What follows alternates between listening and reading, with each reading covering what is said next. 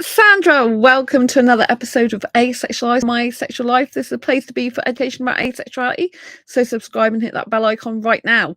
So if you're anything like me and a sexual repulsed asexual, you might be thinking there are not many movies, if any movies to watch, which don't have sex in them. Well, I'm here to tell you that is not true because I have a no sex movie review playlist, and tonight I'm reviewing Quiz Lady, which is a film that was released last year in 2023, and I saw it in the last couple of hours on Disney Plus. So Quiz Lady is really hilarious comedy. Now, I don't go for comedies that often, but it was so super funny. So it's set around these two girls who you see grow up from being children to adults. So these two sisters. And what happens in the beginning of the movie, don't forget there's going to be spoilers in this video. So if you don't want spoilers for Quiz Lady, then don't watch this till after you've seen the movie. But if you love spoilers and want to know what happens, keep listening. So two sisters, and they basically came from a home that was a broken home, where the mother and the father were screaming at each other, and the mother wanted a divorce, and she had a problem with gambling and debts. She would spend all the money at the casino, and then the father, he had to leave, and you find out in the very end that he was poor and broke when he died, basically. And the girls were having to bring up themselves. So the two daughters of the mother that was into gambling, the two daughters, which are sisters, it's mostly based on their story, and it's about the hardships they endured in their childhood. The older sister left, and the younger sister was left there to kind of fend for herself with a faithful dog, if you like, which is a pug. And it was actually the older sister's dog, but the older sister had big ambitions and dreams to be like a movie star and lots of other big goals. And so she didn't really care about the dog, so she left it to the younger sister, Anne. Jenny's the older sister, Anne's the younger sister. And so Anne was left in the broken home, if you like, a lot more, left with her mother, which wasn't very good. And the older sister left to pursue her Hollywood dream, if you like. So what happens is Jenny, who's the older sister, comes back in Anne's life. Anne has settled for living in her own apartment, having a regular job, which she doesn't get very appreciated in, and she dresses really like dowdily, if that's even a word. You know, she dresses like an old woman. She's only 33 years old, but she dresses like an old lady. She has the pug still by her side, and she watches this old-fashioned quiz show over and over again. The actual movie starts in 1996 when she was, and her, well, basically when she, Anne, and Jenny were kids. And she started watching this quiz, and she's like been watching it for years and years of her life, and she never misses a night. So she stays at home with her pug, and in the daytime just goes to this job and then comes home, and she's living like she's a really old lady, socially isolated. There's an actual old lady that lives next door that's always complaining about the fact that Anne's mail is left on a doorstep and it could kill her because she could trip over it. So she lives a very quiet existence, quite a boring existence, you could add. She doesn't really get out of her comfort zone at all. Everyone kind of like just sees her as like someone who's there in the background. They don't really take that much notice of her. And then she gets this phone call that her mother, about it's a call from the care home that her mother is lost, and she thinks that means her mother's dead, and the care home person's like, no, your mother went missing because she escaped, she ran away from the care home. And the care home person called Anne and called her older sister Jenny, so they haven't seen each other for years, and this is how Jenny and Anne get back together, in touch, being sisters. And they kick the mother out of the care home because she keeps running away.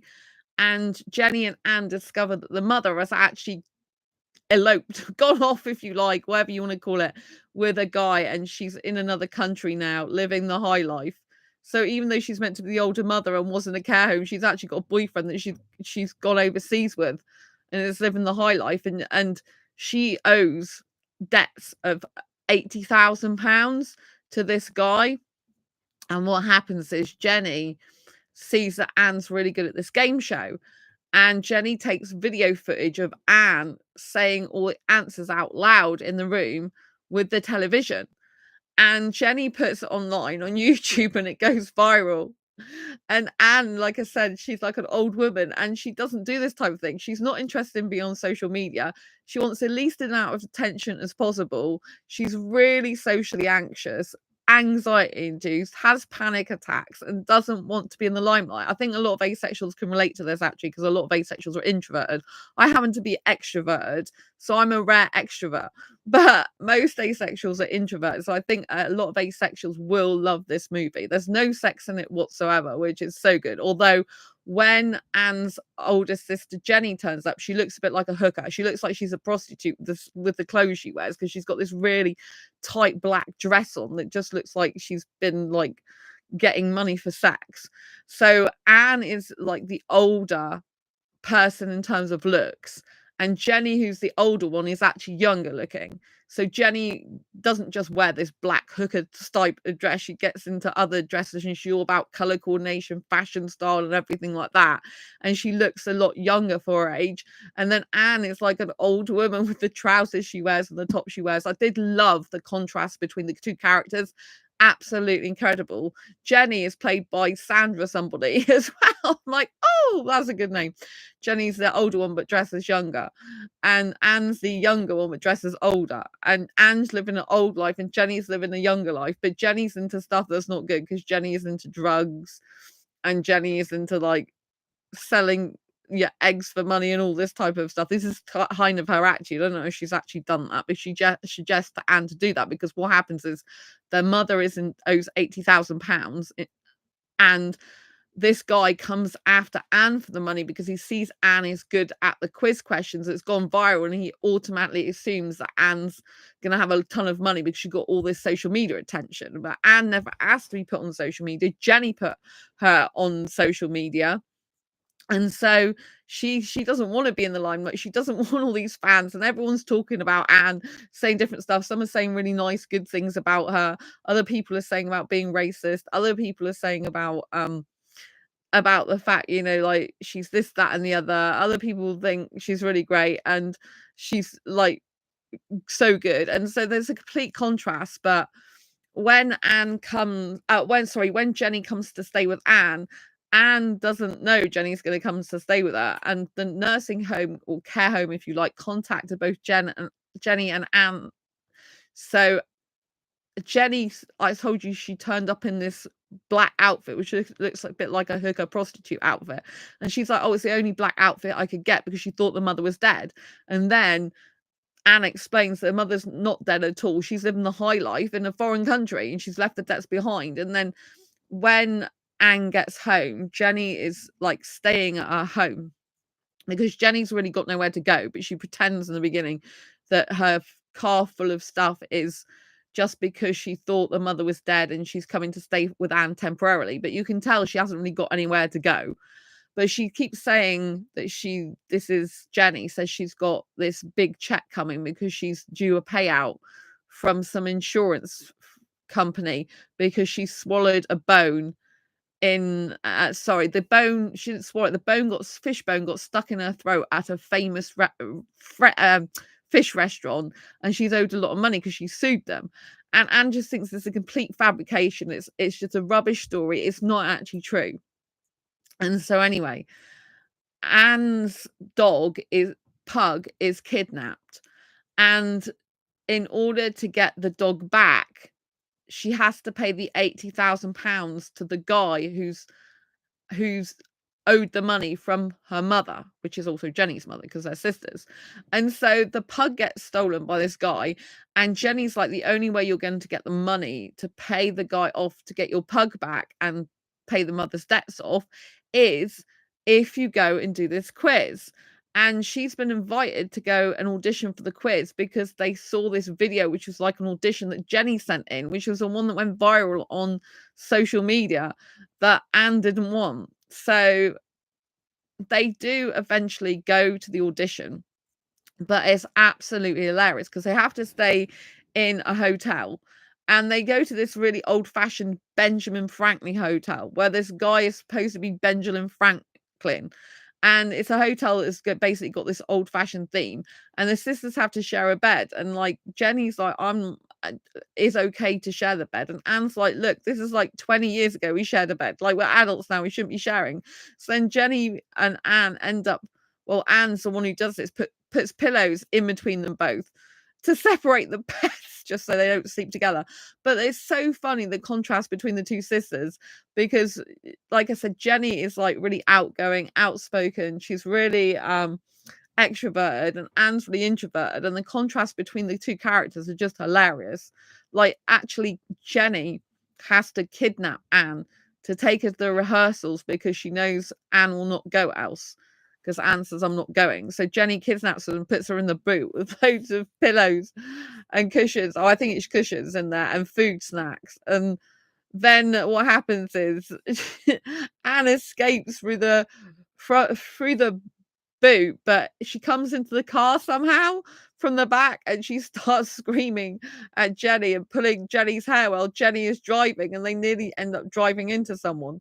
So Jenny's got these false hair highlights, which are purple, actually, I think, if I remember right. So very asexual flag colours.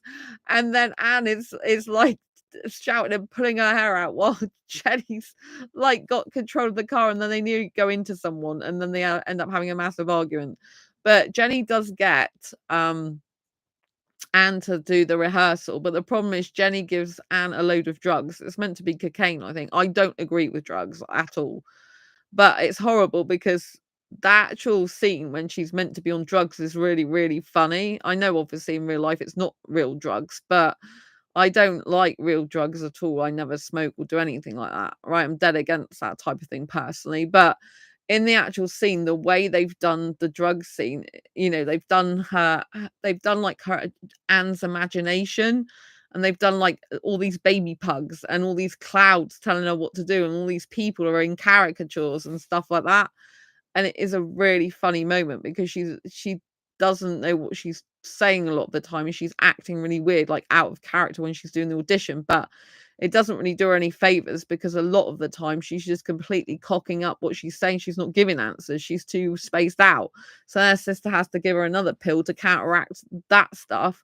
And then it brings her down to earth and like more like negative energy. So she's more like to counteract all the airy fairy cloud energy and having loads of butterflies around her and all sorts of weird and wonderful special effects they've done for that scene, and to bring her back down to earth to answer questions.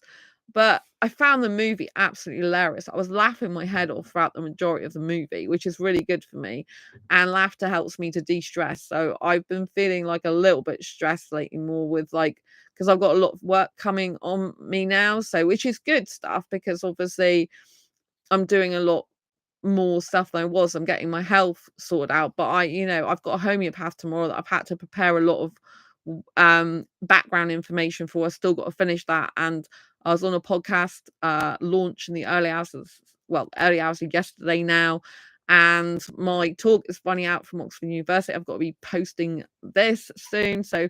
And I've got to finish my diary confessions of a hyper-romantic asexual book. So this movie was a really nice way of de-stressing and just chilling out a bit and taking time out for myself. It was really, really funny. And it's such a good movie.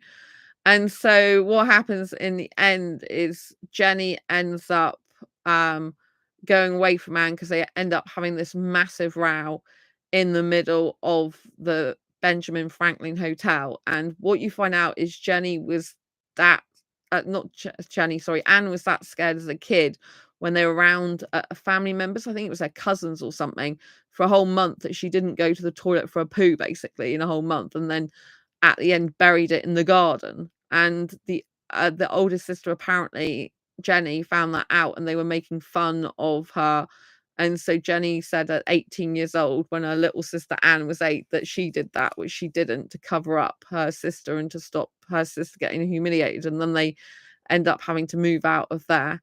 But that could have been a better life, apparently, in some ways, because they were away from their mother, who was into gambling and stuff like that.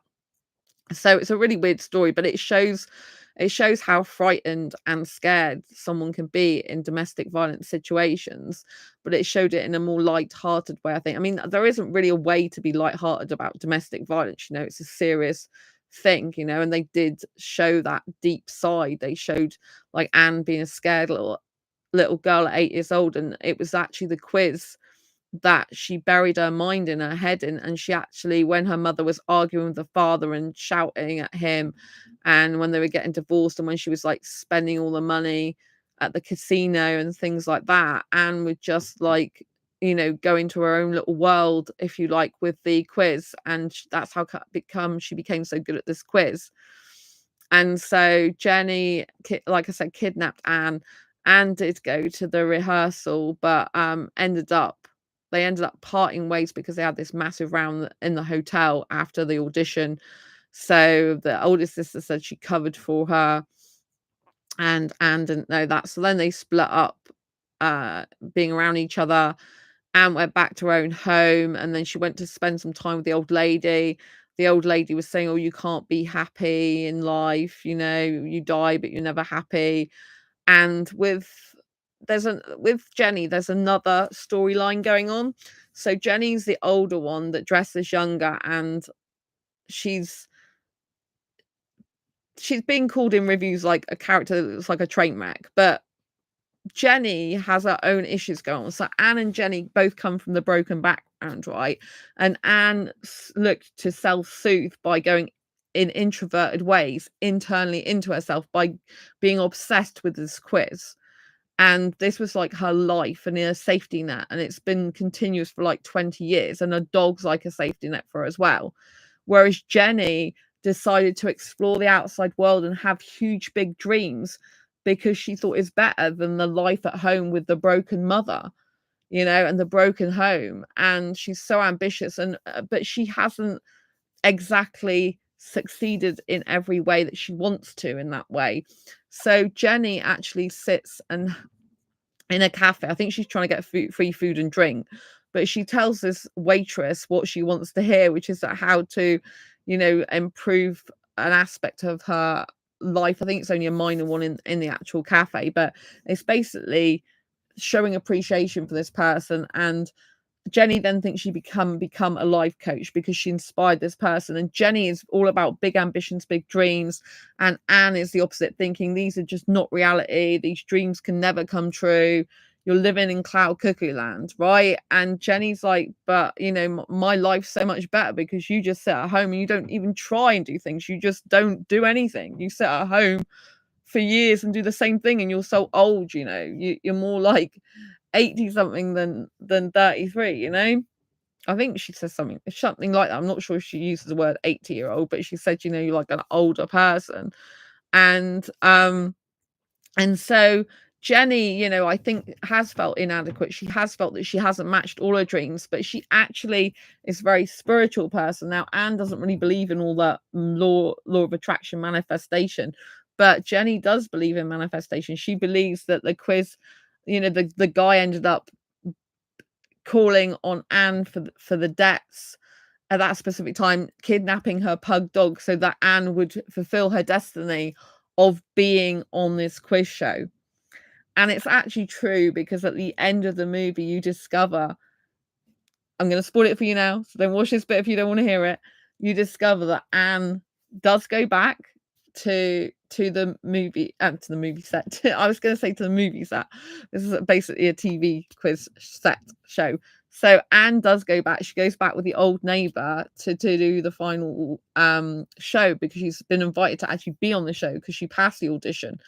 And the sisters are split up by this time. So the old lady goes with Anne, and then her sister Jenny goes to the gangster type guy who's wanting them to pay their mother's debt off, which is £80,000.